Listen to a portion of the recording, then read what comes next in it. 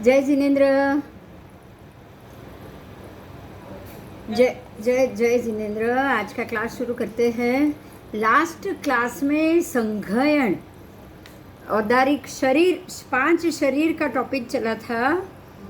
जीव के जो 5 शरीर है उसका टॉपिक चला था कि जीव के 5 शरीर नाम मैं बोल रही हूँ, कोई बोलेगा? किसी को पता है, याद है कि मैं बता दूँ?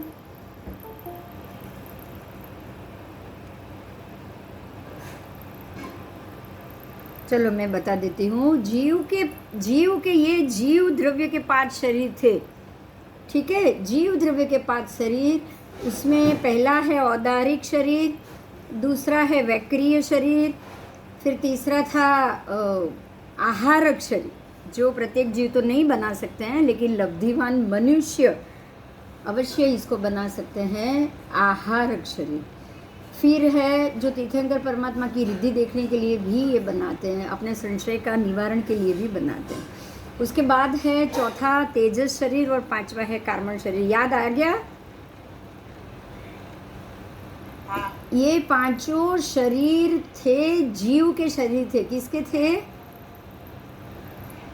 जीव के शरीर। अब यहाँ ही एक प्रश्न होता है कि जीव के 5 शरीर थे तो अजीव के कितने शरीर? हमने पहले किए थे, याद है किसी को?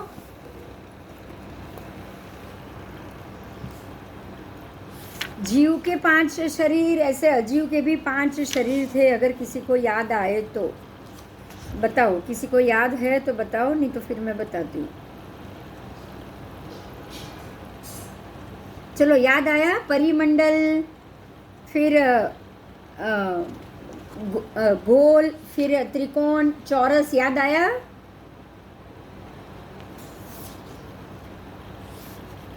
अजीव द्रव्य के भी 5 शरीर बताए गए थे। अब मेरा यहाँ पे हमारा ये प्रश्न है कि जीव के शरीर आ गए, अजीव के शरीर आ गए। अब जो ये रूपी अजीव की बात है, हाँ, रूपी जीव और रूपी अजीव, ये तो पता है ना? अरूपी और रूपी दोनों में 2 फर्क है, वो मालूम है? मुझे जवाब चाहिए भाई। कोई जवाब नहीं दे रहा है, क्या बात है? नहीं। रूपी अरूपी नहीं पता? हाँ, ओके ओके ओके। चलो एक बार फिर से क्लियर कर लेते हैं तो आपको ये पता चल जाएगा। तो रूपी अजीव, अरूपी अजीव, ये दोनों में फ़र्क है, और रूपी जीव और अरूपी जीव में भी फ़र्क है। अब हम इसको आगे जाएंगे। आपको सबसे पहले यहाँ पे एक चीज़ और ध्यान देनी है, वो ये है कि सिद्धों के भी शरीर है। ये हमने पहले भी चर्चा की थी, इतना याद आ गया? सिद्धों के भी शरीर होते हैं, याद आया? जो अंतिम अवस्था में शरीर को जो जीव त्याग करेगा उसके अंदर के आंतरे भर जाएंगे, बराबर? जो पोलाण है वो भर जाता है, वो बिल्कुल पोलाद की तरह, मतलब बिल्कुल जगह नहीं, ऐसे वो मजबूत बन जाता है। जैसे हमारी उंगली और सब कान में सब पोलाण है, वो सारा पोलाण भर जाएगा, उनका शरीर घन स्वरूप बन जाएगा। और ये घन स्वरूप जो बनेगा उसको क्या शरीर कहा जाएगा? बताओ मुझे।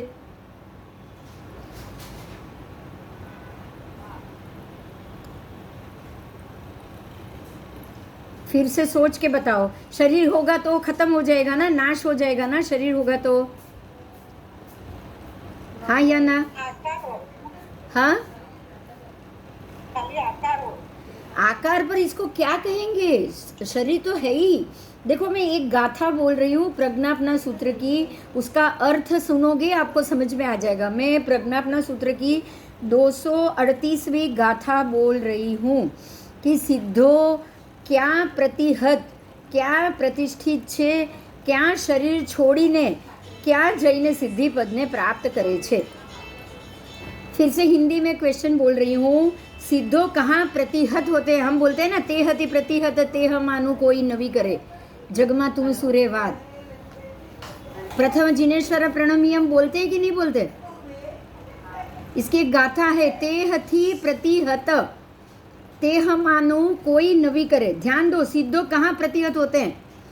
तो ये गौतम स्वामी का सवाल है, परमात्मा ने इसको जवाब दिया है, सिद्धो अलोक से प्रतिहत होते हैं। सीधा जवाब है अलोक में सिद्धो रोकाયેલા છે। આ જવાબ છે દક્ષા। આજે પ્રશ્ન હતો યાદ છે? સિદ્ધો લોકમાં છે કે અલોકમાં? ખબર છે સાહેબનો લાસ્ટ ટાઈમનો ગયા વર્ષની જે ઉત્પાત હતો એ કે સિદ્ધો લોકમાં જ છે, લોકના અગ્રભાગે છે એટલે એને લોકમાં જ કહેવાય। याद છે? तो उसका ये आंसर है कि अलोक में रोकाયેલા છે, सिद्धो अलोक में रोकाયેલા છે। समझाયું? तो हवे एना शरीर ने शू कहीशू? अब उनके शरीर को आप क्या कहोगे? ध्यान देना, वो क्या शरीर छोड़ीने पहला तो क्या प्रतिष्ठित छे? तो सिद्धो लोकाग्रमा प्रतिष्ठित छे। सिद्ध अलोक में से रुके हुए हैं, सिद्ध लोकाग्र में प्रतिष्ठित है। ये दो जवाब है। पहले सिद्ध कहाँ प्रतिष्ठित है? सिद्ध अलोक से प्रतिष्ठित है, बराबर। दूसरा वो कहाँ, सॉरी, सिद्धो कहाँ प्रतिहत है? सिद्धो अलोक में रोकाયેલા છે, मतलब सिद्ध अलोक से प्रतिहत है। ये बराबर। अब दूसरा क्वेश्चन है कहाँ प्रतिष्ठित है? उनको कहाँ प्रतिष्ठित किया गया? भगवान को मंदिर में प्रतिष्ठित करते हैं ना, गभारे में। इनको कहाँ प्रतिष्ठित किया है? सिद्ध लोकाग्र में प्रतिष्ठित है। ये लोकाग्र में है, ये लोकाग्र जो अलोक से प्रतिहत है, और ये लोक के जो लोकाग्र का जो भाग है उससे बाहर निकल के उसके अग्र भाग में प्रतिष्ठित हो गया है। बराबर, समझ में आ गया? अभी आगे आगे बोल रही हूँ, कहाँ जाकर सिद्धि पद को प्राप्त करते हैं?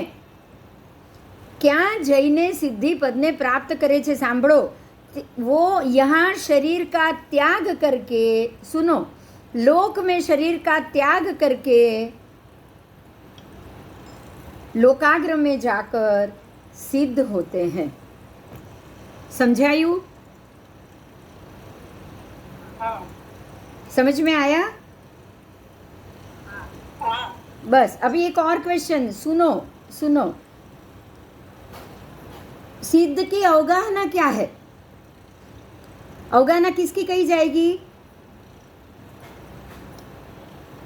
बताओ।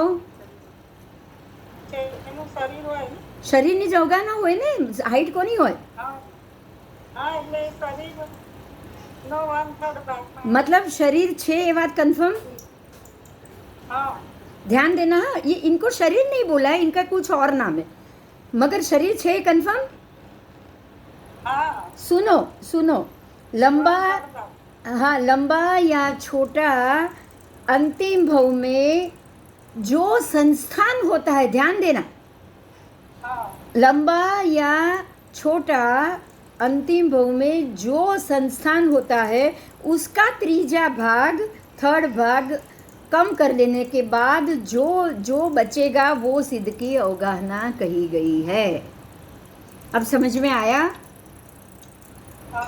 वो अंतिम समय में जो शरीर था, जो जीव का, जो चरम केवली बने, अब सहयोगी केवली ने शरीर का त्याग कर दिया, उनके शरीर के 1/3 आंतरे भर गए, 2/3 शरीर बचा, बराबर। वो भर गया, 2/3 शरीर बचा है। अब ये शरीर कहाँ जाएगा? बताओ। इनको संस्थान कहा जाएगा। याद रखना, अब दोबारा क्या कहोगे उसको? संस्थान। समझ में आ गया? अब अंतिम समय में कौन सा संस्थान होता है?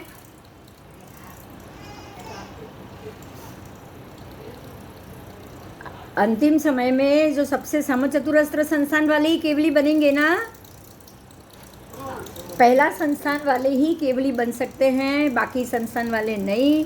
तो अंतिम समय में इनका जो संस्थान था वो संस्थान से थर्ड भाग हीन, तीसरा भाग कौन, सिद्ध की अवगाहना कही गई है। समझ में आ गया। अब ध्यान देना एक और, 4 हाथ और 3 भाग न्यून, 1 हाथ सिद्धों की मध्यम अवगाहना है। 1 हाथ सिद्धनी मध्यम अवगाहना ये हुई, 1 हाथ और 8 अंगुल अधिक उनकी जगन्य अवगाहना हुई। जगन्य अवगाहना है 1 हाथ और 8 अंगुल, मध्यम है 4 हाथ और तीसरा भाग न्यून 1 हाथ, 1 हाथ में तीसरा भाग न्यून, ये हुई मध्यम। और उत्कृष्ट अवगाहना 333 और ऊपर 1/3 धनुष की उत्कृष्ट अवगाहना हुई। अब हमें एक ही बात को यहाँ पे ध्यान देना है आपको कि सिद्धों का जो अवगाहना बताई गई है वो उनके अंतिम संस्थान की है। ये संस्थान की अवगाहना है, ये उनके शरीर की अवगाहना नहीं है। समझ में आया? अच्छा, शरीर संस्थान किसका होता है? शरीर का ही होता है ना? संस्थान किसका होता है? शरीर का ही होता है। पर ये एक ऐसा संस्थान है जो कभी भी खत्म ही नहीं होने वाला है। इनको ये शरीर संस्थान मिल गया, ये सिद्धों क्या संस्थान है जो अब कभी भी इनके पास से जाने वाला नहीं। समझ में आया? ये बात समझ में आई? अभी बोलो, आज कितनी बड़ी बात क्लियर हुई। यही क्वेश्चन था कि उनका शरीर तो होता ही नहीं है, ये तो अरूपी है, ये अरूपी, इनका तो शरीर होता ही नहीं, यही क्वेश्चन होता था ना। और अंतिम समय में शरीर का 1/3 भाग घटा, बाकी का शरीर तो घन स्वरूप में तो था कि नहीं था। तो अब जो घटा है उस समय अंतिम सहयोगी केवली की जो अंतिम समय की बाद की जो क्रिया होती है, उसके बाद अंदर से शरीर वहीं पे छूट गया। देखो, भगवान का शरीर वहाँ छूटा तो था ही ना, तभी तो उसके निर्वाण कल्याणक हुआ ना। सभी देवों ने मिलकर अंतिम संस्कार तो किया था कि नहीं किया था? तो परमात्मा वो शरीर का 1/3 घटा के शरीर साथ लेकर तो गए नहीं, तो वो साथ लेकर क्या गए? हाँ, अब ये गलती दोबारा नहीं होगी ना किसी से भी। याद रह गया? मैंने इसलिए आपको ये चीज पढ़ाई। ये प्रज्ञापना सूत्र की गाथा है, उसमें ये स्पष्ट लिखा है कि अलोक में सिद्ध रुके हुए हैं। कहाँ रुके हुए हैं बताओ? अलोक ने उसको प्रतिहत कर लिया है, रोक लिया है। मतलब जिसने प्रतिहत कर लिया उसी ने उनको रोक लिया, बराबर। तो इसका अर्थ ही है सीधा कि अलोक में सिद्धो रोकायेला है। सिद्धो क्या रोकायेला है भाई? લોકથી 1 યોજનના છઠ્ઠો ભાગ નીકળી ગયા। લોક ઉપરથી તમારો જે લોક છે એમાંથી 6-5 ભાગ છોડીને છઠ્ઠા ભાગમાં આવી ગયા। સમજાયું? સમજાયું? સિદ્ધશિલાથી 1 યોજન ઉપરના છઠ્ઠા ભાગમાં એ રોકાઈ ગયા, તો સિદ્ધશિલાએ લોક પૂરો થઈ ગયો। આ વાત સમજાઈ? અને ત્યાંથી 5 ભાગ સુધી છોડીને છઠ્ઠા ભાગમાં રોકાઈ ગયા। એ એક જ ભાગમાં રોકાયા છે ને એની ઉપર અલોક છે, તો એ રોકાયા કોના દ્વારા? અલોક દ્વારા જ રોકાયા ના। એ અલોકમાં જઈ નથી શકતા, લોકમાં એને આવવાનું નથી। સમજાઈ ગયું? તો હવે લોકની અંદર છે એવું આપણાથી બોલાશે? બોલાશે? બોલો, નહીં બોલાય, આપણાથી નહીં બોલાય। સિદ્ધો અલોકમાં રોકાયેલા છે, સિદ્ધો અલોકમાં પ્રતિષ્ઠિત છે। એને લોકાગ્રહ કીધું, આ શબ્દને લોકાગ્રહ કીધું। એને અલોક પણ નહીં ને લોક પણ નહીં, પણ અલોકને સ્ટાર્ટ થાય અને લોકનું સ્ટાર્ટ થવું બરાબર એ જંકશન પર છે, બરાબર? હા, અને ત્યાં જઈને સિદ્ધ પદને પ્રાપ્ત કરે છે। અને સંસ્થાન કયું તો સાંભળજો, શરીર તજ, હા, નો મેન્સ લેન્ડ, બસ આ વાત થઈ ગઈ હતી, રાઈટ? તો એ નો મેન્સ લેન્ડ તો નથી ઇન્ડિયાનું, નથી પાકિસ્તાનનું, બરાબર? સમજાઈ ગયું? આ એ નથી ઇન્ડિયાનું, નથી પાકિસ્તાનનું, તો આમાં પણ નો મેન્સ લેન્ડ કોનું? નથી અલોકનું, નથી લોકનું। સમજાયું ને? બહુ ક્લિયર વાત છે। આવો,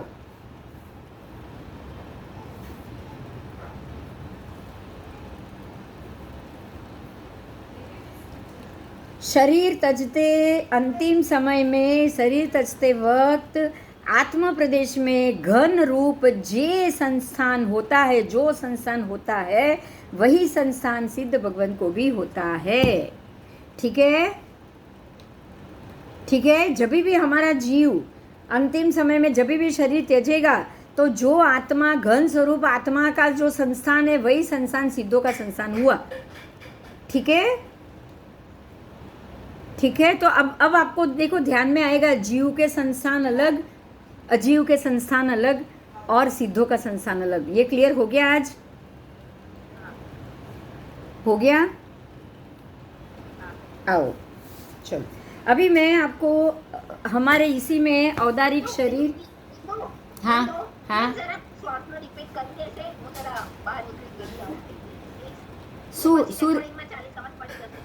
શું ક્વેશ્ચન બોલ એટલે તન્નું શું નહીં સમજાયું રિપીટ કરું? हाँ तो हाँ हाँ हाँ समझ पड़ी जैसे।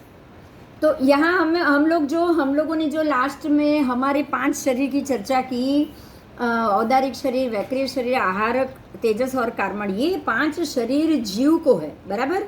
ऐसे ही ये 5 शरीर जीव का है, ऐसे अजीव के भी आते हैं, उनके शरीर का भी आकार आता है, त्रिकोण, गोल, चौरस, लंबचौरस, ऐसे 5 आकार में अजीवों का भी शरीर का।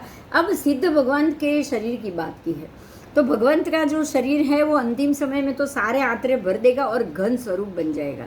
अब ये जो घन स्वरूप बन गया, ये उनका जो शरीर है, अंतिम समय में जो शरीर है उससे ये अलग हुआ, तभी तो वो ऊपर गए ना सिद्ध भगवान बनने, परमात्मा। प्रत्येक केवली भगवान का शरीर का तो अंतिम संस्कार होता है कि नहीं होता है? पहले ये सोचो, मतलब वो अंतिम शरीर है वो तो साथ लेके नहीं गए ना, ये कंफर्म है। तो शरीर में से जो आत्मा का घन प्रदेश बाहर निकला है, वो घन प्रदेश को सिद्धों का संस्थान कहा जाता है। तो जब ये एक जीव, जैसे मेरे प्राण निकल जाएंगे तो मेरे प्राण निकलने के बाद मेरा आत्मा जो बाहर निकलेगा ये शरीर से, वो उसका क्या होगा? शरीर नहीं, लेकिन संस्थान। समझ में आया? ये बात समझ में? अब हम 5 प्रकार के संस्थान पढ़ने जा रहे हैं। पहले ये संस्थान क्या है ये समझ में आ गया? क्लियर हुआ? दक्षा, काश्मीरा,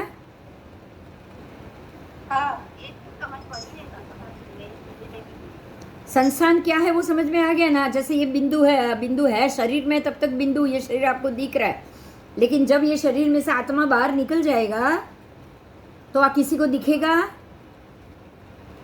नहीं, मेरा शरीर यहाँ छूट जाएगा, बराबर, अंतिम संस्कार के लिए। लेकिन अंदर का जो 2/3 घन प्रदेश आत्मा है वो तो बाहर निकला ना, तो उसके पास क्या है? संस्थान। क्लियर हुआ? बराबर। ऐसे ही सिद्ध भगवान के पास क्या है? संस्थान। आत्मा का संस्थान ही होता है, ये ध्यान रखोगे सब। आत्मा का शरीर नहीं होता है, आत्मा का क्या होता है? संस्थान। आत्मा संस्थान लेकर घूमता है। ठीक है, अभी वो 5 प्रकार के संस्थान की बात करूं मैं।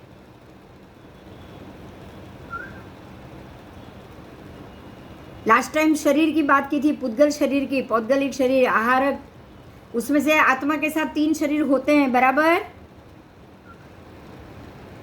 आत्मा के साथ कितने शरीर होते हैं बताओ? हेलो, आवे छे હવે?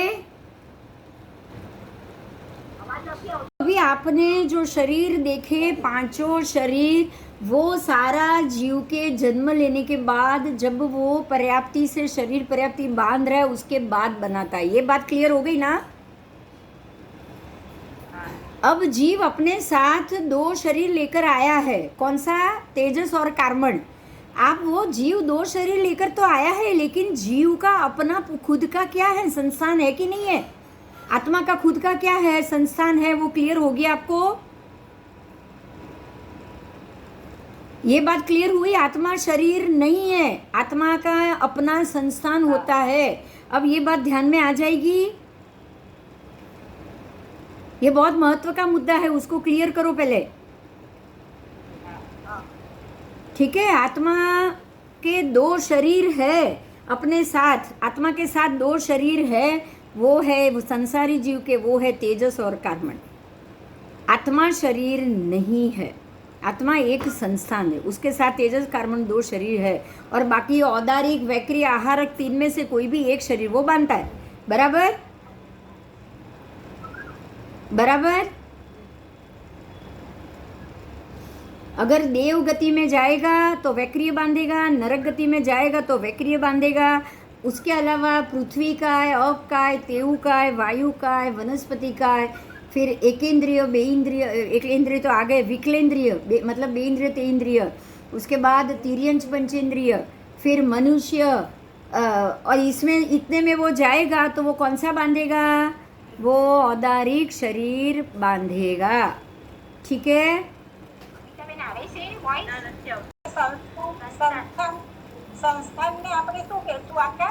આત્માના ઘન સ્વરૂપને શું કહેશો? હું એમ પૂછું છું.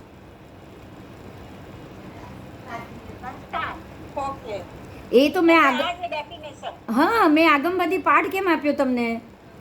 આપણે અત્યાર સુધી એને શરીર જ બોલતા હતા ને? આપણે અત્યાર સુધી એને શું બોલતા હતા? હું ખાલી એમ પૂછું છું કે સંસ્થાન તો આપણે ચાર પ્રકારના કે એવા હોય છે ને? એ જુદી વાત છે, એ મેટર પૂતગલ શરીરના સંસ્થાન, એ પૂતગલ શરીરના સંસ્થાન. ધ્યાન દો, હું ફરીથી બોલું છું, ફરીથી બોલું છું, સાંભળો. शरीर त्यजते वक्त अंतिम समय में आत्म प्रदेश में जो घन रूप जो संस्थान होता है वही संस्थान सिद्ध भगवान को भी होता है. तो आत्मा को घन स्वरूप, आत्मा को भी संस्थान कहा गया है. जो संस्थान आत्मा का घन स्वरूप होता है वही सिद्ध भगवान का संस्थान है. मतलब क्या हुआ इसका कि आत्मा के घन स्वरूप को आप क्या कहोगे?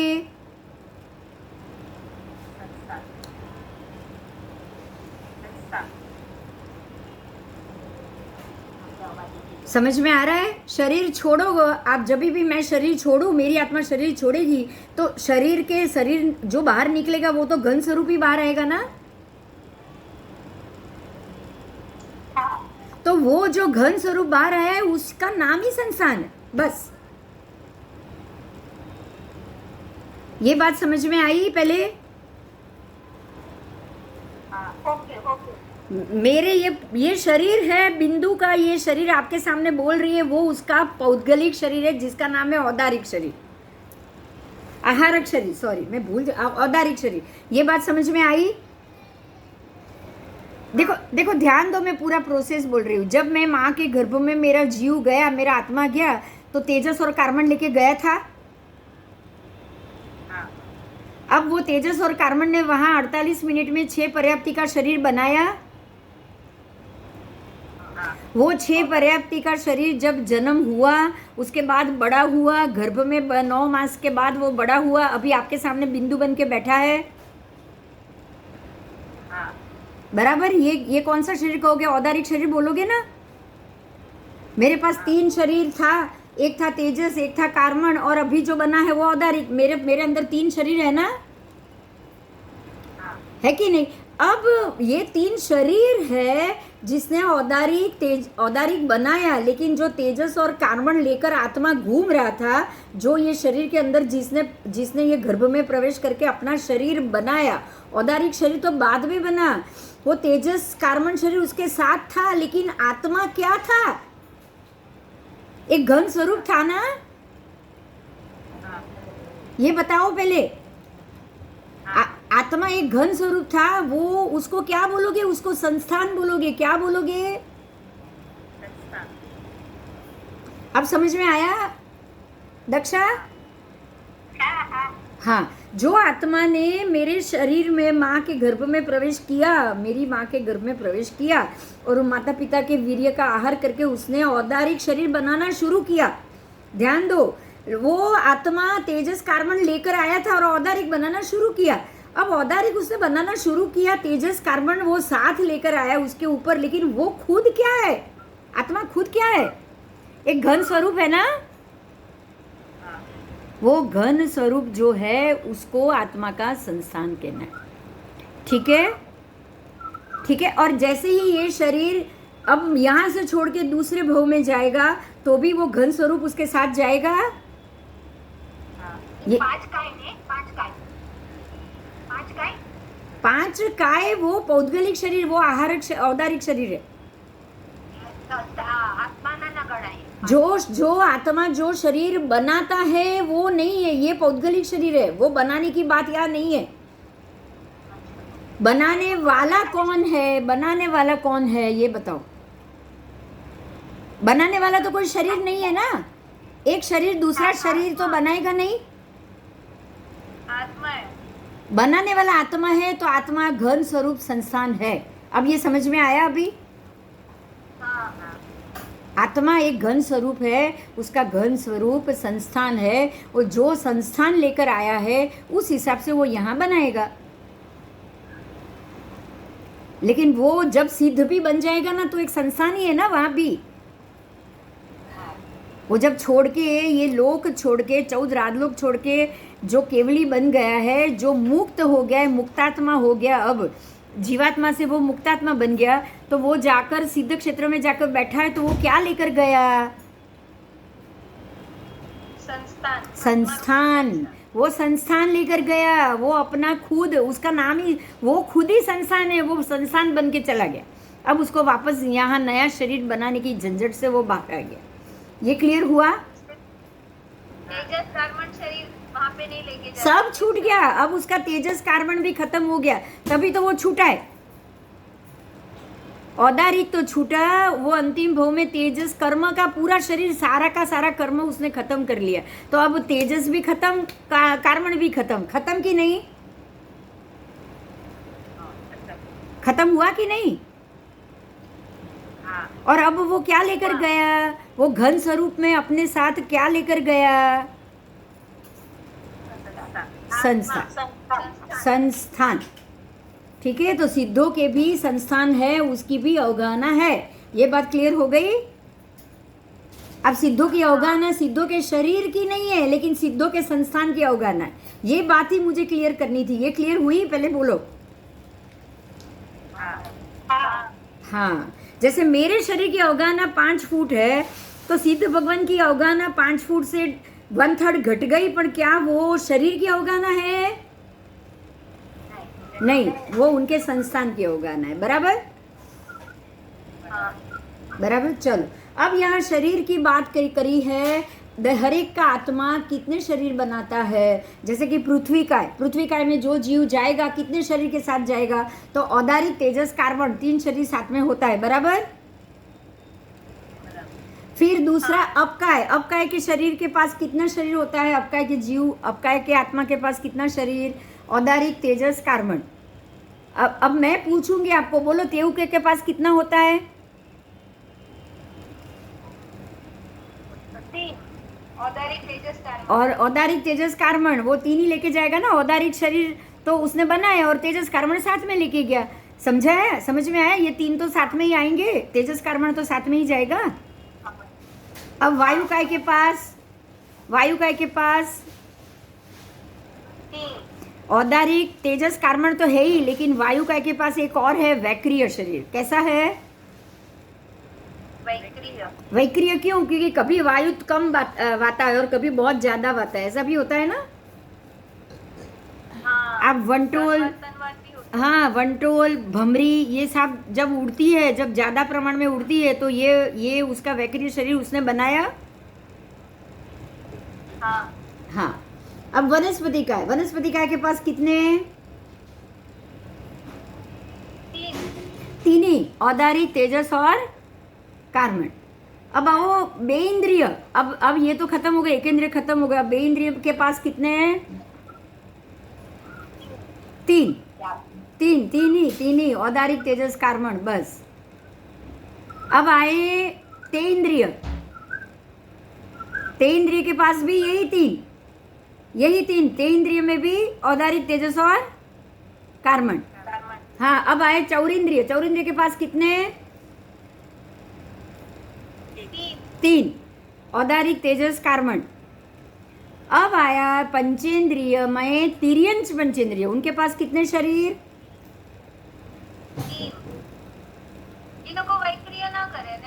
बनावे लब्धि वाले हो ना, लब्धि वाले तिर्यंच भी होते हैं, वो बना देते हैं। बड़ा बड़ा शरीर बनाना और छोटा करना उनकी लब्धि होती है। कोई लब्धिवंत हो तो तिर्यंच में तो जाति स्मरण ज्ञान भी होता है, तिर्यंच में लब्धि प्राप्त होने से सम्यक दर्शन भी होता है। तो वो वैक्रिय बना सकते हैं। हाँ, तिर्यंच बना सकते हैं। अब उसके बाद आया जैसे वो हनुमान ने नहीं बनाया था बड़ा शरीर फिर छोटा शरीर। हाँ, वैक्रिय बनाया था। वैक्रिय बनाया था ना। फिर वो दूसरे वो थे ना, वो नल नहीं थे, उसका भतीजा गया था, उसने भी छोटा बड़ा बनाया था ना रावण के दरबार में। पूछ लंबी बनाना, वो भी वैक्रिय था ना। हाँ, अभी अगर हम लोग देखो हमारे धर्म में तो तिर्यंच वैक्रिय बना सकते कह दिया। अब हिंदू धर्म में नहीं कहते, तो उन्होंने उनको भगवान बना दिया, देव बना दिया। हाँ। समझ में आ रही है अभी बात? हम लोग कहते हैं कि लब्धिधारी तिर्यंच है, उन्होंने अपनी पूंछ लंबी करी, उन्होंने अपना शरीर छोटा भी किया, उन्होंने अपना शरीर बड़ा भी किया, क्योंकि लब्धिधारी तिर्यंच कर सकते हैं। उन्होंने क्या किया कि भाई तिर्यंच तो ऐसा कर ही नहीं सकते, बंदर तो ऐसा कुछ नहीं कर सकते, तो उन्होंने कह दिया कि ये तो देव थे, ये कोई सामान्य बंदर नहीं था। समझ में आ रही है बात? अभी उन्होंने उनको भगवान बना के रख दिया। सेम बात क्लियर हो रही है ना? हाँ, आओ। अब मनुष्य के पास कितने शरीर?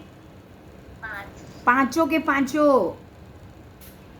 पांचों औदारिक, वैक्रिय, आहारक, तेजस और कार्मण, पांचों शरीर मनुष्य के पास। देवों के पास कितने शरीर? चार।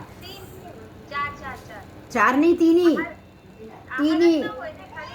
देव आहारक बना ही नहीं सकते, देव को औदारिक भी नहीं है, आहारक भी नहीं है, खाली तीन, वैक्रिय, तेजस और कार्मण। तेजस कार्मण तो साथ में ही जाएगा।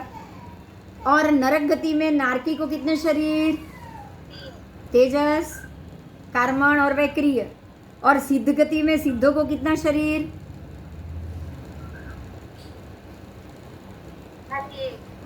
कौन सा?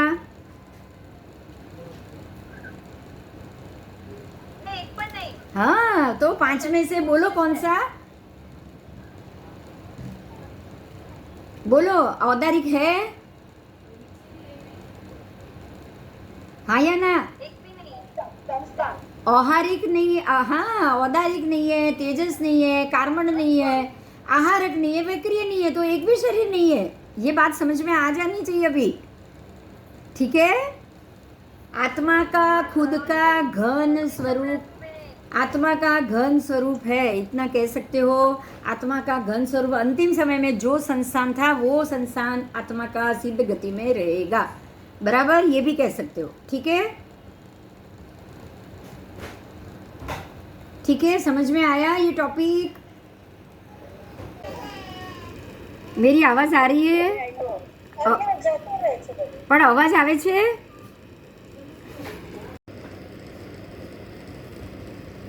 હવે દેખાય સ્ક્રીન? હા, હેલો,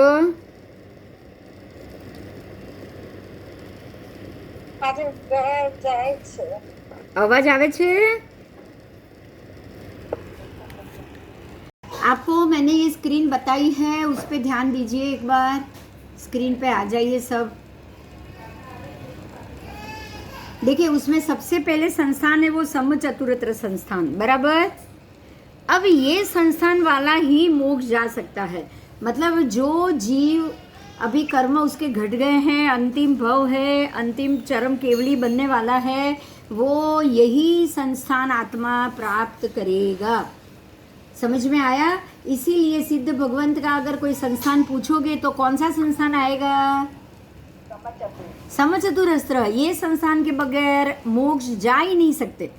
मतलब ये कि आत्मा को अंतिम भव में समचतुरस्त्र संस्थान ही मिलेगा। ठीक है, क्लियर? समचतुर એટલે ચાર સમથિંગ કઈ હોય એનું એમ हाँ, समचतुरस्त्र का मतलब आप जब पद्मासन में बैठोगे, ध्यान देना, आप जब भी पद्मासन में बैठोगे, देखो ये पिक्चर में आपको दिखाई देगा। एक मिनट में इसको थोड़ा बड़ा कर रही हूँ, एक मिनट। हाँ, एक मतलब लेफ्ट जो कंधा है वहाँ से लेके राइट पैर का अंगूठा, आप जब सिद्धासन में बैठते हो तो ये कोने से लेके ये कोने तक के कंधे से दाया कंधा और मतलब राइट कंधा और लेफ्ट पैर का अंगूठा, और इस तरफ लेफ्ट कंधा और राइट पैर का अंगूठा बराबर चौरस होगा। क्या होगा? चौरस। इसको समचतुरस्त्र कहा जाता है। समचौरस, कोई टेढ़ा मेढ़ा या ऐसा नहीं, बराबर चौरस। आप अगर पद्मासन में बैठोगे तो पैर के अंगूठे और कंधा वहाँ तक और यहाँ से ये कंधे में पूरा चौरस होना चाहिए। इसको समचतुरस्त्र बोलते हैं, चारों तरफ से सम। बात समझ में आ गई मेरी?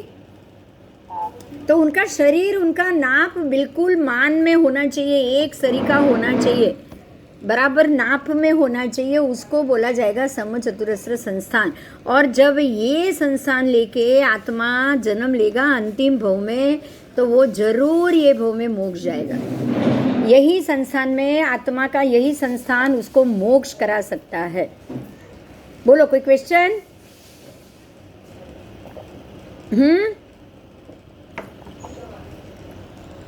उसके बाद का संस्थान है न्यग्रोध, परिमंडल न्यग्रोध बोला जाता है उसको। ये संस्थान में ऊपर का शरीर बराबर होता है लेकिन पैर छोटे हो जाते हैं। ऊपर का शरीर यहाँ से कमर तक नाप का है, लेकिन नीचे के पैर आप देखोगे तो बिल्कुल ऊपर के प्रमाण में से ये छोटा। मतलब यहाँ ये कोने से, ये कंधे से ये पैर का अंगूठा मैच नहीं करेगा। क्या नहीं करेगा? हेलो,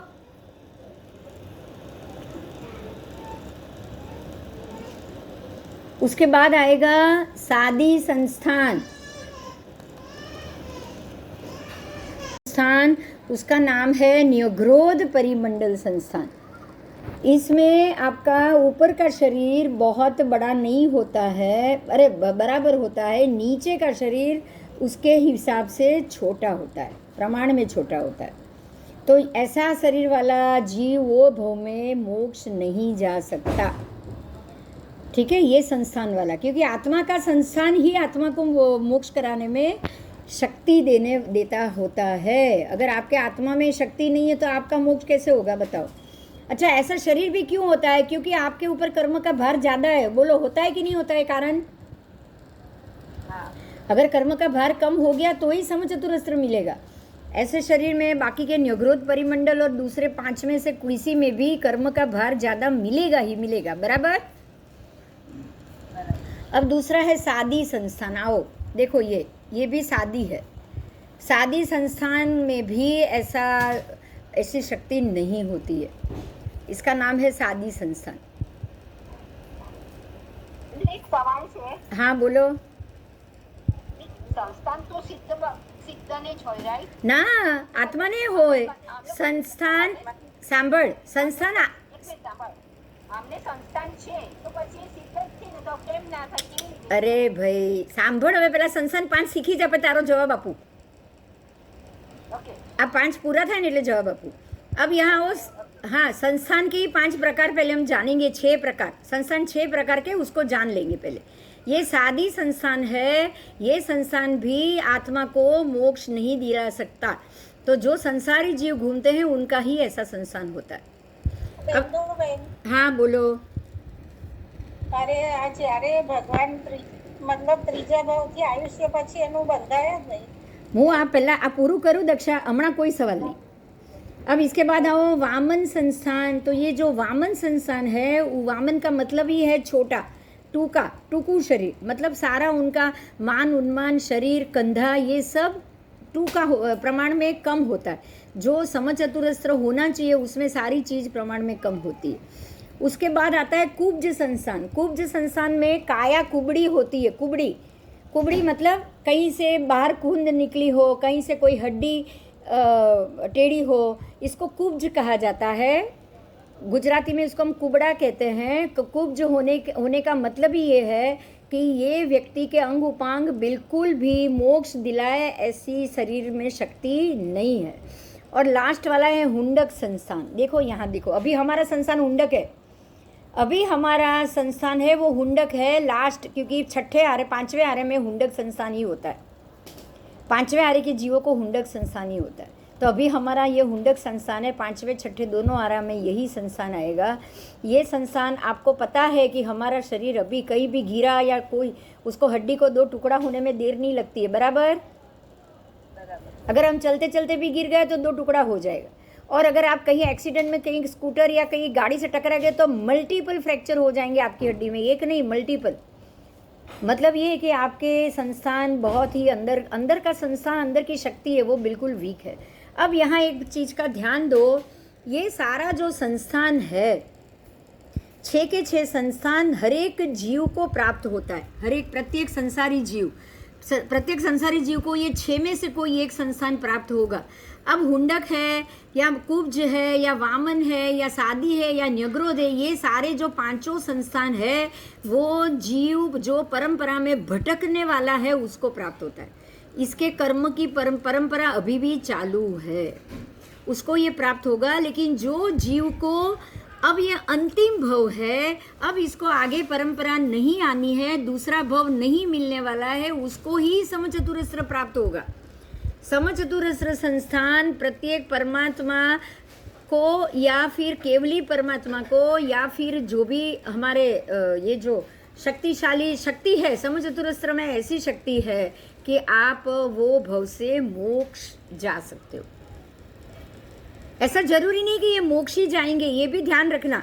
समचतुरस्र वाले मोक्ष ही जाए वो जरूरी नहीं, लेकिन जो मोक्ष जाएंगे उनको ये संस्थान हो ये बहुत जरूरी। जो परमात्मा बनेंगे उनका समचतुरस्र हो ये बहुत जरूरी। समझ में आई अभी मेरी बात? आ गई। હવે क्लियर हो गया? आपके सवाल क्लियर हो गए? बराबर। जो मोक्ष जाएंगे उनको समचतुरस्र ही होगा, लेकिन समचतुरस्र वाले सारे मोक्ष जाएंगे वो जरूरी नहीं। ठीक है? अब ये 6 संस्थान पढ़े ना, इसके साथ अब हमारे 6 संघयन भी आएंगे। देखो शरीर अलग थे, शरीर जीव बनाता है, तो शरीर जीव बनाता है तो वो कौन सा संस्थान लेकर आया है तो वो शरीर बना रहा है। अब कौन सा संस्थान मिला है तो वो संघयन भी कौन सा बनाएगा। तो संस्थान और संघयन शरीर के साथ जाएगा। मतलब जो संस्थान आपके कर्म में है, जो संगण आपके कर्म में है, उस हिसाब से ही जीव वो वैसा शरीर बना पाएगा। समझ में आई बात? जैसे मेरे पास बढ़िया सा बढ़िया घी है तो ही मैं अच्छी पूरी बना पाऊंगी। अगर ज़्यादा क्वांटिटी में घी है तो, नहीं तो क्या मैं बना पाऊंगी? अगर घी की क्वांटिटी कम है तो क्या वो अच्छा मोहन मैं डाल पाऊंगी भाकरी में? बताओ। अब 6 प्रकार की कम घी वाली, कम मोहन घी वाली भाकरी 6 प्रकार की अलग अलग बनती है कि नहीं बनती है? हाँ, और बढ़िया सी घी वाली बनेगी वो भी भाकरी अलग बनती है कि नहीं बनती है? बनेगी। तो जो बढ़िया बनी है वो समचतुरस्र परफेक्ट बनी है वो, लेकिन उसके अलावा बाकी की जो बनी है उसको आप क्या कहोगे? बाकी के 5 संस्थान कहोगे ना, जिसमें थोड़ा कम, उसमें ज्यादा कम, उसमें बिल्कुल कम, इसमें बिल्कुल कम, ऐसा बोलोगे कि नहीं बोलोगे? बताओ। ठीक है? तो जो बंधारण जो बढ़िया बना वो था समचतुरस्र संस्थान, और बाकी के 5 थे वो वीक संस्थान। अब इसके साथ संघयन भी होता है। संघयन का मतलब है शरीर के अंदर की हड्डी की मजबूती। क्या कहोगे उसको? संघयन का मतलब ही होती है आपके ढांचे की मजबूती, हड्डी की मजबूती। अब आज हम 6 संघयन संस्थान कर लिए, 6 संघयन भी साथ में ही करेंगे। आओ। सांसारिक शरीर बिल्कुल अलग है, लेकिन शरीर के अंदर की क्वालिटी क्या है, वो है 6 में से एक संस्थान और ऐसे ही 6 में से एक संग्रहण। ये क्लियर हुआ? ये इतना क्लियर हो गया सबको? तो બીજું ભાઈ આત્મા હા हाँ बोलो। આત્મા જ્યારે સંગઠન લઈને નીકળે ત્યારે સંગઠન સાથે હોય मतलब आत्मा जब मोक्ष के लिए, मोक्ष की बात है। નહીં નહીં એ આત્મા જ્યારે સંગઠનથી નીકળી જાય સંગઠન સાથે હોય पर मोक्ष, अब मोक्ष की बात कर रहे हो या दूसरे भव की बात कर रहे हो, पहले ये बताओ। दूसरे भाव आप दूसरे भव में जा रहे हो, वो तो आपके ऊपर कर्म तो लगा ही है ना कि आपको ये भव में जाना है तो आपको यही संग्रहण मिलेगा। समझ में आ रहा है? अभी मेरा शरीर हुंडक ही है, बराबर, मेरे अंदर का संग्रहण हुंडक है, क्योंकि 5वें आर में मैंने ये भरत में जन्म लिया। अब अगर कोई भव, कोई जीव दूसरे ही भव में मोक्ष जाने वाला होगा, वो महाविद्या में जन्म लेगा, तो जब वो जन्म लेगा तब अब उसको दूसरे ही भव में मोक्ष जाना है, ये भव में नहीं, दूसरे भव में जाना है। जैसे हमने सुना है ना, अनुपमा देवी, फिर वस्तुपाल, तेजपाल, सारे दूसरे भव में मोक्ष जाने वाले सुना है ना आपने। तो अब जब वो देव में से, अभी देव में से जब अनुपमा देवी, अब देव गति में से अनुपमा देवी का जीव जब महाविद्या में जन्म लेगा तो वो कौन सा संग्रहण और कौन सा संस्थान लेके जन्म लेगा? पहला संग्रहण पहला संस्थान, पहला संग्रहण, पहला संस्थान, तो ही वो वहां से मोक्ष जा पाएगा ना। हाँ, समझ में आ गया? तो अब जिनका जीव वहां से मोक्ष जाने वाला हो, उसको अंतिम में तो पहला संग्रहण, पहला संस्थान ही मिलता है ना। क्लियर हो गया? हाँ, चलो बोलो, अभी भी कोई प्रश्न है तो बोल दो। ठीक है, चलो अभी हम ये संग्रहण जैसे पढ़ा ऐसे संस्थान पढ़ेंगे। आओ देखो, आपको पिक्चर दिख रहा है, उसमें पहला है वज्र वृषभ नाराज संघयन। इसका नाम क्या है? वज्र वृषभ, ऋषभ या वृषभ कुछ भी, नाराज संग्रहण। फिर दूसरा है वो ऋषभ नाराज संग्रहण, तीसरा है नाराज संग्रहण खाली, चौथे में अर्ध नाराज, पांचवें में किलिका और छठे में है सेवार्थ संग्रहण। अब आओ, आपको यहाँ देखो दिखाई गया है कुछ, देखो ऊपर में ब्रैकेट में 6 की 6 हड्डी का ढांचा दिख रहा है ना। उसमें सबसे पहला है वज्र ऋषभ नाराज संग्रहण। इसमें इसकी कैसी व्यवस्था है पता है? यहाँ पे आपको जो शरीर है, जो 2 हड्डी है, आप देखो पहले तो छेवट्टे में आ जाओ तो मालूम पड़ जाएगा, ये हमारा संग्रहण है, ये वाला हमारा संग्रहण है, ये वाला मेरा कर्सर घूम रहा है वो आपको इसमें दिख रहा होगा। देखो ये दोनों हड्डी के बीच में जगह है, दिख रही है? ये पैर की दोनों घुटने की हड्डी में देखो बीच में जगह है खाली।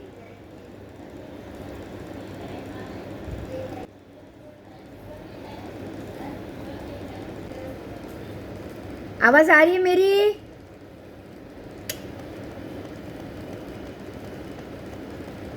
दिख रही है ना? हाँ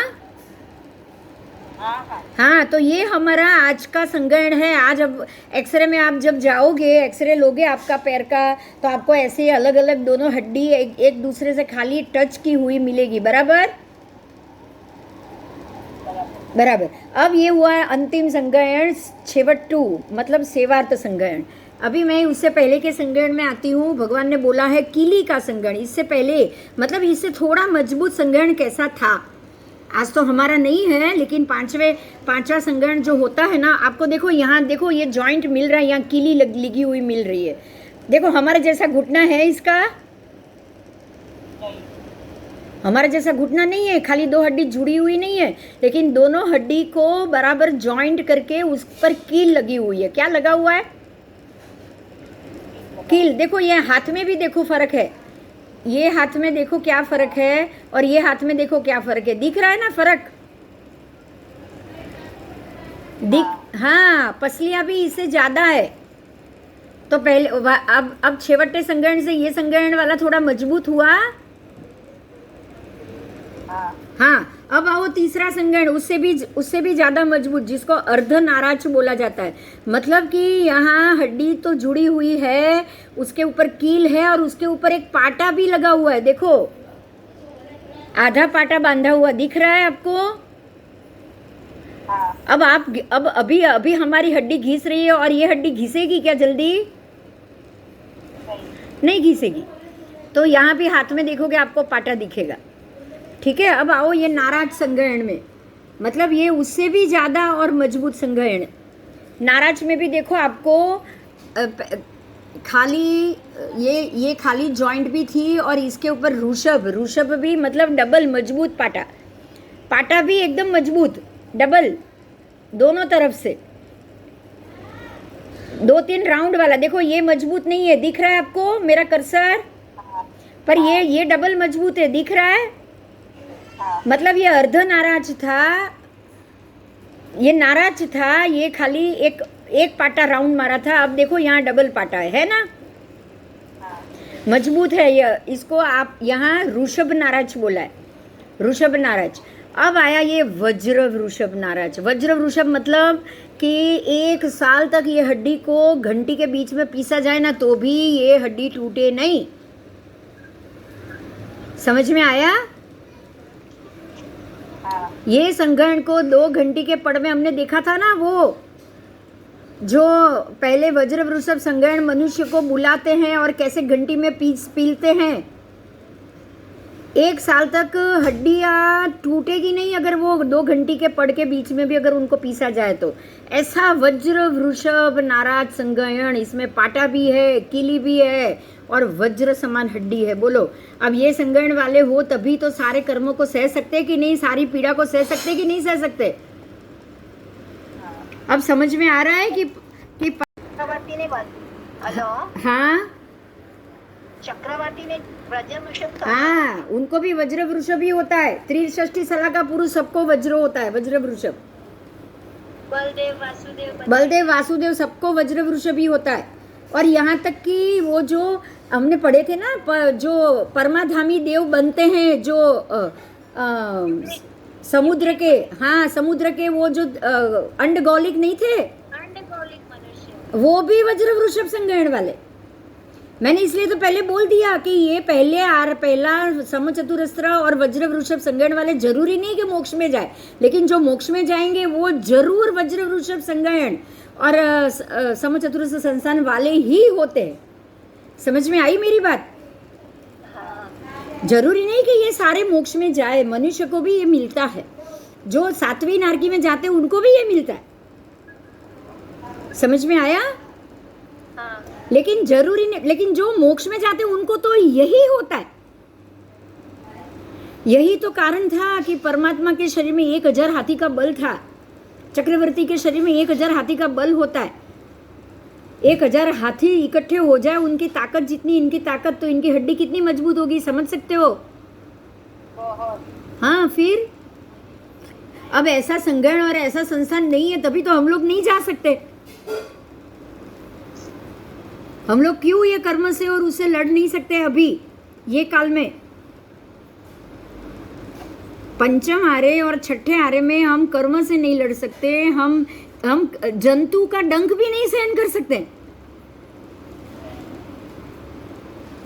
कर सकते हैं क्या? मच्छर का डंक भी हमारे से सहन होता है? नहीं। तो उनका शरीर तो करेगा ना वज्र वृषभ तो।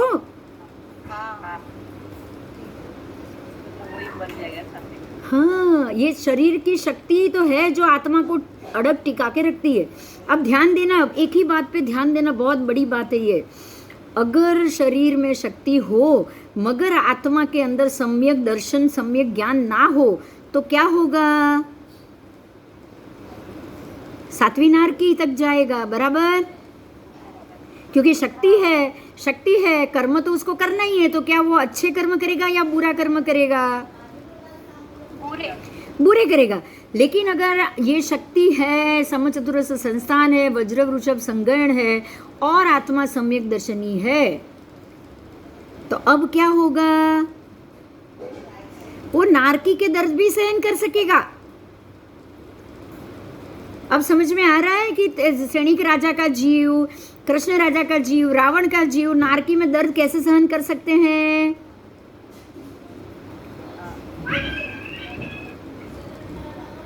समझ में आया? क्योंकि सम्यक दर्शन है, इसीलिए सम्यक दर्शन आ गया ना तो कोई भी भव में कोई भी दुख और पीड़ा आपका शरीर सहन कर सकता है, कर सकता है ना? बोलो आज कैसी मजा आई ये बताओ मुझे बस पहले तो। हाँ हाँ, सीखने में कितनी मजा आई ये बताओ। चलो आज सच में मजा आ गया, आगे की नहीं बताओ। आज आपको पता चला कि हम लोग क्या शरीर लेकर आए, हम क्या पुण्य करें, हम क्या करें। हम जितने सम्यक दर्शन, जितनी समकी ज़्यादा आएगी, हमारा संग्रहण और मजबूत होता ही जाएगा। और ये हो तो ही अच्छा है। जब भी हमारा संग्रहण और शरीर मजबूत हो, उससे पहले हमें सम्यक दर्शन आ जाए, वो बहुत जरूरी है। बोलो है कि नहीं? है। अगर सम्यक दर्शन ना हो और संग्रहण अच्छा मिले तो क्या फायदा, बताओ? पुण्य ज्यादा बांधोगे। ध्यान देना, अभी मेरी एक बात पे ध्यान देना। जब वासुदेव बने थे, परमात्मा महावीर का जीव, विश्वभूति अणगार ने जो नियाणा बांध दिया, तब उन्होंने क्या चीज को कैश किया, क्या चीज का नियाणा बांधा? 11 लाख मांस खमण पे मांस खमण, ऐसा तप करने का फल उन्होंने क्या मांगा? बल मांगा ना शरीर में, मांगा कि नहीं?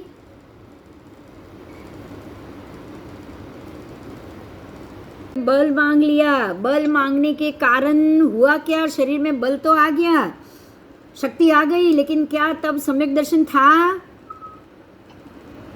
चला गया था ना? नैसार के भव में आया, तीसरे भव में चला गया था, सम्यक दर्शन ही तो थे नहीं वो। अब इतनी शक्ति का वासुदेव बने तो क्या हुआ क्या बताओ? क्या हुआ?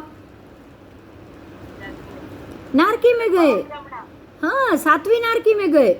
इतनी शक्ति आ गई। अब समझ तो है नहीं, समझ नहीं आई थी तो किया क्या उन्होंने? वो शैया पालक के कान में गरम गरम शीशा डाल दिया। सिंह का शिकार करते हुए गए तो जिंदा सिंह को अपने दोनों हाथों से उसके जड़बे को फाड़ के मार दिया। तो ये इतनी क्रूरता, इतनी अंतिम स्थिति की क्रूरता उनके अंदर क्यों आई? आप सोचो। शक्ति तो आ गई, पुण्य जमा था, शक्ति मिल गई, भव मिल गया, शरीर वज्र वृषभ संग्रहण मिल गया, आप समझ सकते हैं। लेकिन समचतुरस्र संस्थान मिल गया, लेकिन किया क्या वो शरीर के साथ उन्होंने? हाँ, उन्होंने क्या किया? खत्म कर दी। हाँ, तो बात ये थी, कहाँ थी? टॉपिक क्या था लास्ट?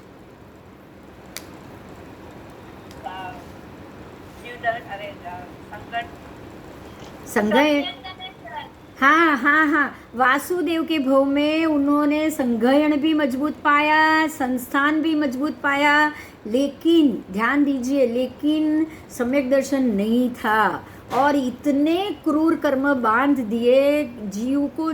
जैसे हम बोलते हैं ना, जिंदा किसी को ऐसे ही फाड़ के शरीर से मारना और फिर कान में शीशा डलवाना, और वो मरी गया, लेकिन कितनी पीड़ा के साथ मरा होगा, गरम गरम शीशा कान में। आप समझ सकते हैं कि अहंकार और शक्ति क्या हम लोगों के ऊपर कितने अशुभ कर्म चढ़ा देती है। समझ में आ रहा है आपको? जो 11 लाख मांस खमन करने वाला जीव, इतना पुण्य करने वाला जीव, इतना दीक्षा लेने के बाद, आप समझ सकते हैं, विश्वभूति अणगार बने थे। दीक्षा लेने के बाद, इतने मांस खमन करने के बाद उन्होंने शक्ति के रूप में बल मांग लिया और उसके बाद सारा पुण्य उनका, वो बल भी मिल गया, वो बन गए, वासुदेव भी बन गए। लेकिन बनने के बाद हुआ क्या? फल क्या मिला? क्योंकि समझदारी नहीं थी। मन अच्छा हो, समझदारी हो, सम्यक दर्शन हो और मोक्ष की इच्छा हो तो ही ये आत्मा को मुक्त करा सकता है। समझ में आ रही है मेरी बात? यहाँ समझना ये है कि खाली इच्छा करने से भी कुछ नहीं होता। ये भव में छेवट्टा संग्रहण में आप कितनी भी इच्छा कर लो कि मुझे मोक्ष चाहिए ही चाहिए, बोलो मिल सकता है? बताओ। नहीं मिल सकता, नहीं मिल सकता। क्यों? क्योंकि हमने वैसे कर्म ही नहीं बांधे थे। जब ये जन्म मिला था, जब बिंदु बनी थी माँ के गर्भ में, जब मैंने पर्याप्ति बांधी थी, तब ये पर्याप्ति में ये संग्रहण ही नहीं बांध पाई मैं। समझ में आ रही है मेरी बात? मेरे कर्म में पहला संग्रहण बांधना था ही नहीं, मेरे कर्म में पहला संस्थान बांधना था ही नहीं। अंतिम संग्रहण था, अंतिम संस्थान था, छेवट्टा संग्रहण था और अंतिम ही संस्थान था, कुब्ज संस्थान। कि अब मैं ये संस्थान, लास्ट वाला संस्थान कौन सा था? कुब्ज नहीं, कोई और था। अंतिम ही संस्थान है और अंतिम ही हुंडक संस्थान, हुंडक संस्थान और कुब्ज संस्थान। अब ये दो ही बांधना लिखा था, तो अब कितने भी मैं सोचूं, मैं बोलूं नहीं मुझे ये भव में ही मोक्ष जाना है, मोक्ष जाना है, क्या मैं जा सकती हूँ? बताओ। नहीं जा सकती, मैं नहीं जा सकती, मैं नहीं जा सकती। क्योंकि मेरे आत्मा के ऊपर लगे हुए वो 8 कर्म के भार को हटाने की शक्ति ही ये संग्रहण और ये संसार में है ही नहीं। बात समझ में आई? हाँ, आज बहुत क्लियर हो गया है आपको। और यही संग्रहण है जो एक इंद्रिय को भी मिलता है, बेइंद्रिय, तेइंद्रिय, सबको ये मिलता है। पंचेंद्रिय को ही अच्छा संग्रहण मिल सकता है, बाकी सबको यही मिलता है। आप कहाँ से सम्यक दर्शन लाओगे? सम्यक दर्शन के लिए भी तो मजबूत संग्रहण चाहिए कि नहीं चाहिए? बताओ। चाहिए ही चाहिए। सम्यक दर्शन तब आएगा जब आप अपने आत्मा पे लगे हुए जो ग्रंथि भेद है उसको कर पाओ, राग द्वेष की ग्रंथि को घटा पाओ। जब आप उसको घटा ही नहीं पा रहे हो, आपके अंदर वो शक्ति ही नहीं है वो ग्रंथि को तोड़ने की, उसको तोड़ के बाहर निकलने की, तो आपको कहाँ से संग्रहण ही नहीं है, तो आपको कहाँ से ग्रंथि भेद भी होगा? बताओ। अब संग्रहण ही नहीं है, वो संस्थान ही नहीं है, तभी ग्रंथि भेद नहीं हो रहा है ना। अब समझ में आ रहा है कि ज्ञान और क्रिया दोनों साथ में जानी चाहिए। दक्षा, ये बहुत बड़ी बात है। ज्ञान है, क्रिया नहीं है तो नहीं चलेगा। ये क्रिया कौन देगा? संग्रहण और संस्थान ही देगा। समझ में आ रहा है? और अगर ये संस्थान, ये संग्रहण लेकर हम नहीं बैठे हैं तो क्या आपके अंदर ये सोच भी बदल पाओगे क्या आप आपकी? आप सम्यकत्व कर ले पाओगे क्या? पहला सम्यकत्व, दूसरा सम्यकत्व भी ले भी पाओगे क्या? बताओ। एक बार सम्यक दर्शन तो आ जाता है, लेकिन चला क्यों जाता है? अब ये बात समझ में आई सबको? भगवान के पहले भव में, नयसार के भव में सम्यक दर्शन आया, उनकी भव की गिनती शुरू हो गई, लेकिन वो चला क्यों गया? संग्रहण नहीं था, संस्थान नहीं था। सम्यक दर्शन आके चला क्यों गया? क्योंकि वो संग्रहण ही नहीं था, वो संस्थान ही नहीं था कि वो अपने ऊपर के कर्म के भार को हटा पाते। कर्म ही इतने लगे हुए थे कि 27 भव तक उनको जीना था, और वो 27 भव में नारकी में भी बहुत बार 3-4 बार जाना था, नरक गति में जाना था। तो वो कहाँ से उनको पहला संग्रहण और पहला संस्थान में सम्यक दर्शन मिलता? बताओ, मिल पाता? नहीं। अभी बहुत क्लियर हो रहा है, सब चीज हो रही कि नहीं हो रही है? हो रही है। आज सब क्लियर हो रहा है, आज सब क्लियर हो रहा है कि पहला सम्यक दर्शन आ जाए, फिर क्षायिक सम्यक दर्शन को क्यों समय लगता है। अब सोचो, यहाँ देखो, कृष्ण भगवान ने एक क्षायिक सम्यकत्व बांधा था। कैसे बांधा? वासुदेव थे, हाँ वो वासुदेव थे, और उन्होंने सम्यक दर्शन, अब 18,000 साधु को द्वादशावर्त वंदना वो कर पाए। क्यों कर पाए? क्योंकि वो पहला संग्रहण, पहले संस्थान वाले थे। आज हम लोग ये हुंडक संस्थान में, छेवट्टे संग्रहण में 18,000 साधु को अलग अलग एक दिन में वंदन कर पाएंगे? क्यों? क्योंकि हमारे पास ऐसा संग्रहण ही नहीं है, संस्थान ही नहीं है।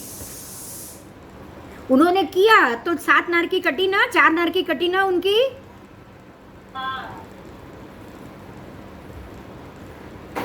कर्म के भार को घटाने के लिए संज्ञान और संस्थान की मजबूती बहुत जरूरी है। क्लियर हुई बात?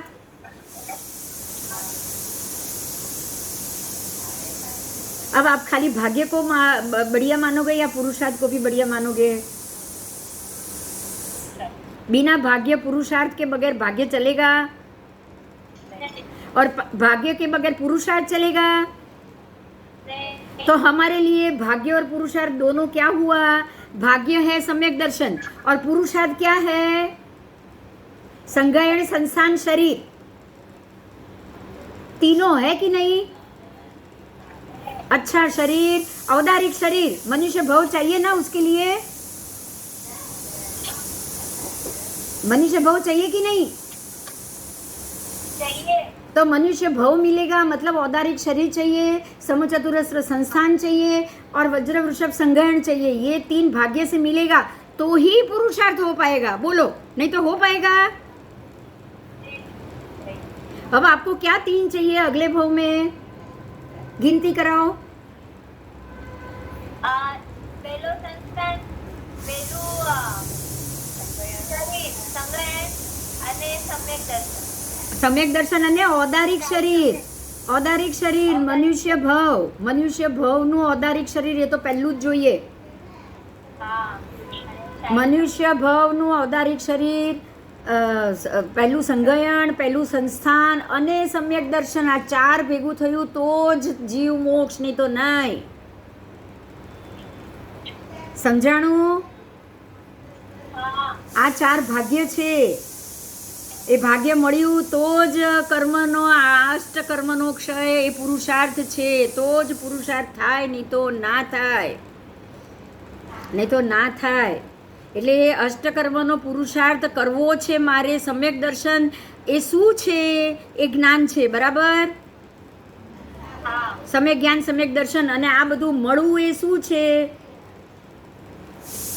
ક્રિયા। મળે અને કરો એ શું છે? ભાગ્યથી મળ્યું પણ એ ક્રિયા કરવી પણ પડશે ને? હા, ભાગ્યથી મળી ગયું બધું પણ હવે જ્ઞાન અને ક્રિયા બી કરવું પડશે ને। હવે સમ્યક જ્ઞાન અને ક્રિયા કરો તો મોક્ષ, એના બદલે વિભંગ જ્ઞાન કરો તો? હા, તો સાતમી નારકીએ જાઓ, વાસુદેવ પ્રતિ વાસુદેવની જેમ જાઓ કે નહીં?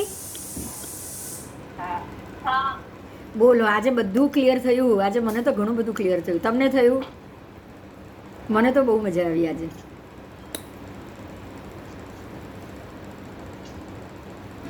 સમજાયું? હવે આપણે નેક્સ્ટ ક્લાસમાં હજી પર્યાપ્ત અપર્યાપ્તને વધારે સમજશું થોડું। कारण શું છે કે पर्याप्ता जीव जब अपनी पर्याप्तियों बांधता है, पर्याप्ता जीव जब पर्याप्ति बांधता है, वो 6 पर्याप्ति बांधेगा।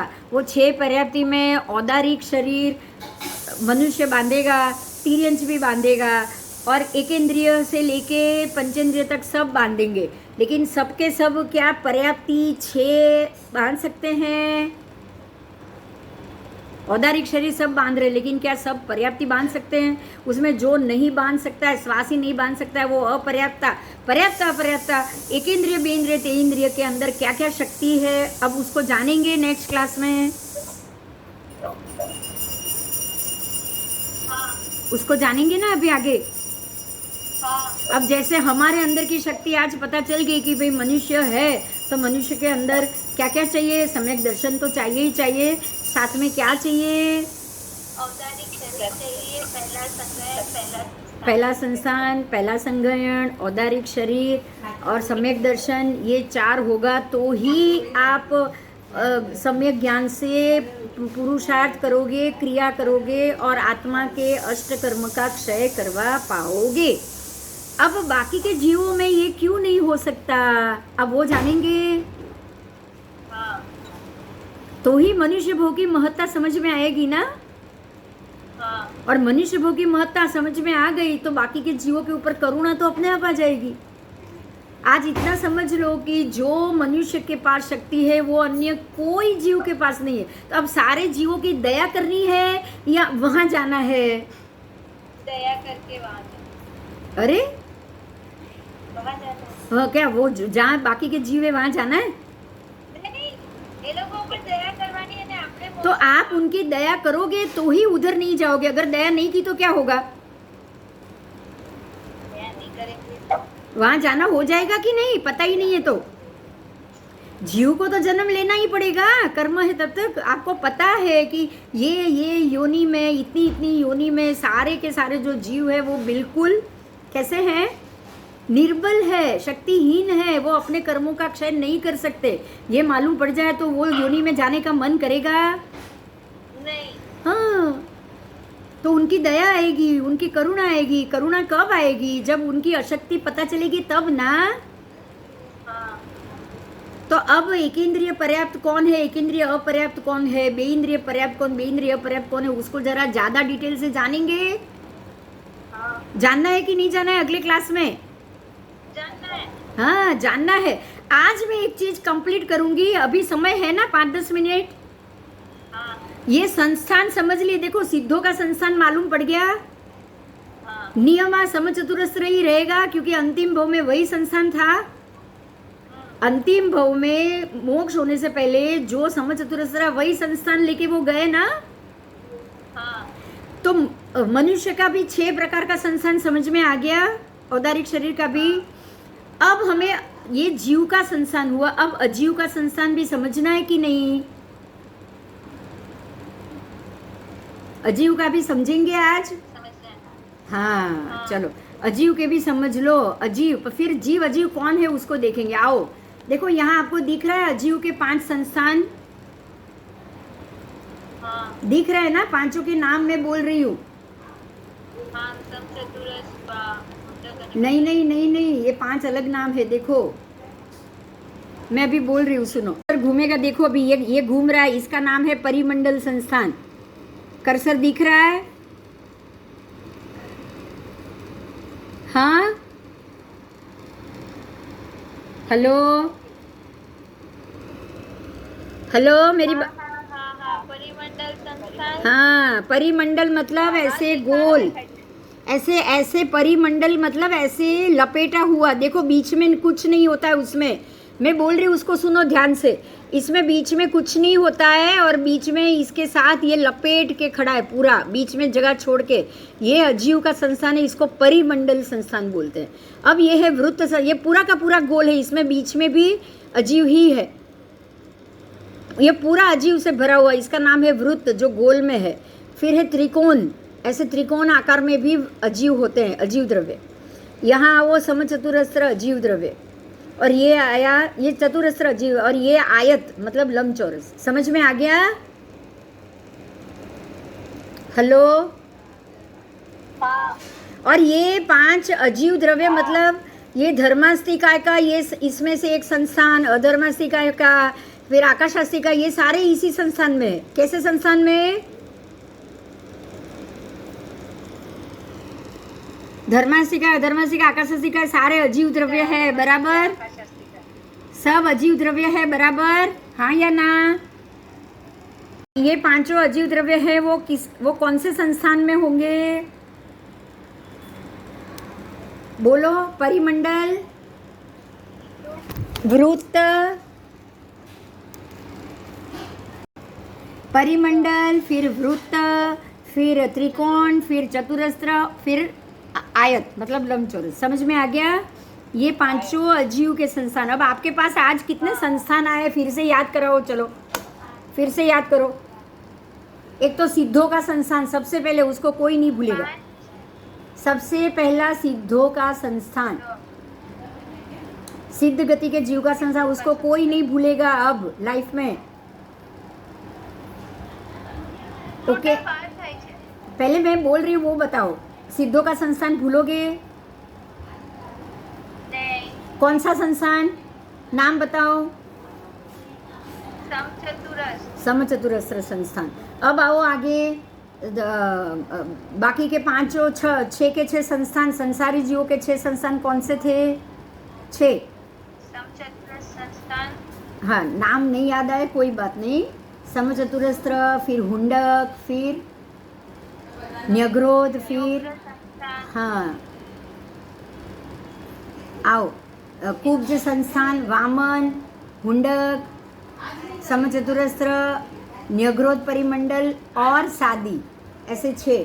अब आए अजीव के संस्थान, उसके भी नाम है परिमंडल संस्थान, वृत्त संस्थान, त्रिकोण संस्थान, चतुरस्र संस्थान और आयत संस्थान। समझ में आ गया? आज आपने सिद्ध जीवों के संस्थान देखा, फिर जीवों का संस्थान, संसारी जीव के भी संस्थान देखे, मुक्त जीव के भी देखे, संसारी जीव के भी देखे और अजीव के भी संस्थान जान लिए। समझ में आ गया? हाँ टोटल 12। हाँ चलो बोलो, अभी कोई क्वेश्चन है तो बोलो। आज सच में बहुत मज़ा आ गया। कोई क्वेश्चन नहीं। ठीक है, तो अगले क्लास में कल मैं वापस क्लास ले लूँगी, अपना बुधवार का रोज का होता ही है। और कल के क्लास में पर्याप्ति और बाकी के सारे और अपर्याप्त पर्याप्त, क्योंकि हमको है ना अब पर्याप्त अपर्याप्त को वापस समझना है। क्यों पता है? कि जीव को पर्याप्ति कितनी मिली, शरीर पर्याप्ति मिली तो शरीर तो पर्याप्ति मिली, लेकिन शरीर पर्याप्ति के साथ संस्थान पर्याप्ति, ऐसा क्या हो जीव पर्याप्त जीव के अंदर जो उसको ऐसी शक्ति उत्कृष्ट रूप में मिले। समझ में आ रही बात मेरी? हुंडक संस्थान भी पर्याप्त जीव ही पाता है और पहला समचतुरस्र संस्थान भी पर्याप्त जीव ही पाता है। दोनों जीव तो पर्याप्त ही है ना, दोनों पाने वाले। हाँ पर ये जीव कर्म से घटा है, ये जीव कर्म से ज्यादा है, ये फर्क है दोनों में। हाँ तो अब हम पर्याप्त जीव मतलब एकेंद्रिय बेंद्रिय सबके पर्याप्त अपर्याप्त वो क्या है उसको हम फिर से एक बार रीड करेंगे। और वो भी अब मैं ये 15वां सूत्र आगम में से कराऊंगी। ठीक है, उसमें पर्याप्त अपर्याप्त में थोड़ी ज़्यादा डिटेल है, थोड़ी ज़्यादा ही है, इसलिए हम इससे ये टॉपिक अभी अभी चला है ना, तो उसको हम पूरा करेंगे। ओके। ठीक है, बराबर अमिता? हाँ हाँ, पर्याप्त कोई और डबल समझ लेंगे दूसरे आगम में से भी।